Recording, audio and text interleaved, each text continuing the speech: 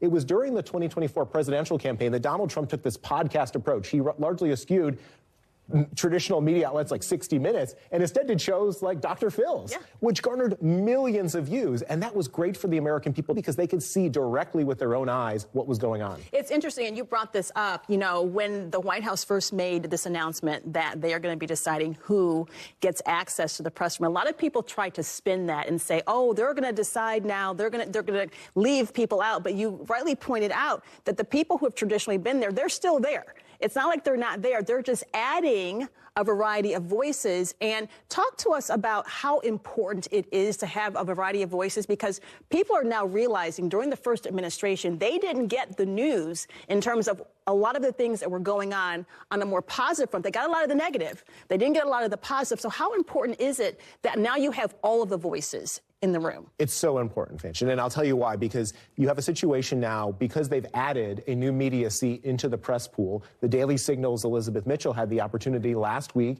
to be in the room for the British Prime Minister's press conference, and she was called on by Trump to ask a question, and she asked about some of the crackdowns on free speech in the UK, a question that probably wouldn't have been asked by some other outlets, and she received answers from the Vice President and the UK Prime Minister. And so it's those types of things that give those who have the ability to ask questions more access they didn't have in the past. And it's a stark contrast from what happened under previous administrations. The White House Correspondents Association deliberately demoted the Daily Signal during Trump's first term, so we couldn't be part of the press pool. And then under Joe Biden's administration, he revoked the press credentials of 442 reporters. Those stories largely went under the radar. Nobody covered that. And so I think that, you know, a lot of these things that are getting blown out of the water, comparisons to the Kremlin by a New York Times reporter, just patently untrue, and we need to push back on that and make sure that that people like Lindsay Keith have an opportunity to continue to ask those questions, and that's why it's so critically important that we're there. Well, it just makes sense, and they've touted common sense. When you have a show on CNN, a legacy media, getting 300,000 viewers, but then you have podcasters who have 7 million followers, 100 million followers, Joe Rogan, and things like that, that information gets out. You do want to bring them into the fold. Keep the old codgers, right, from the AP, from Reuters, from these, you know, even though you're still calling it the Gulf of Mexico. That's fine. But as journalists, we do understand, listen, we need to be in there, in that room. It doesn't matter who's in there. You can have legacy media in there as well, because once you take them out, that's not good for us. Exactly. Joe, you make a great point, because the other thing that we need to remember here is Americans are consuming the news in a variety of different ways. They're not necessarily tuning in to those big three news networks for the evening news. They're turning to places like Merit TV because they have frankly lost trust in some of those established outlets. And whether or not it's appointment viewing or whether or not they're consuming podcasts, it's just a completely different media landscape today in 2025 than it was even just a couple of years ago. And I think that's really encouraging, because you have so many different voices out there who have the ability to communicate. Now, there's a responsibility, Fanchon. We were talking about this. I mean, as journalists, we need to make sure that we're communicating the news correctly and presenting the American people with truthful information.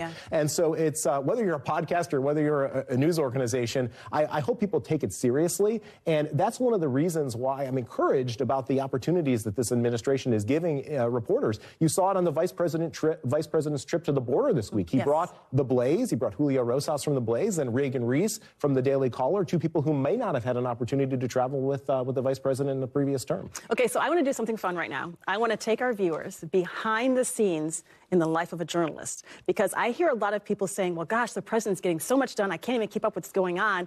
And I want to tell you at home, it's hard for us to keep up as well. So, Robert, I want you to give people kind of an inside view of what your life is like, because as a journalist, we've been in this business for so many years, myself 30 years. There has never been this much activity in terms of news to keep up with. So how do you do it? I'm curious, too, because I literally have the television on 24/7. I'm cooking. I'm taking notes. So how are you doing this? It is a 7-day-a-week job, and largely, you know, all hours of the day. You never know when this president is going to make news. I mean, for us, it's great to have a team at the Daily Signal that's committed to covering the news, and we're focused on Congress. So there's a lot of activity happening up on Capitol Hill in Washington, D.C., as well as 1600 Pennsylvania Avenue. revenue. So just making sure you have all of the bases covered and you have people who are willing at a moment's notice to cover the news. Have you had to increase your staff?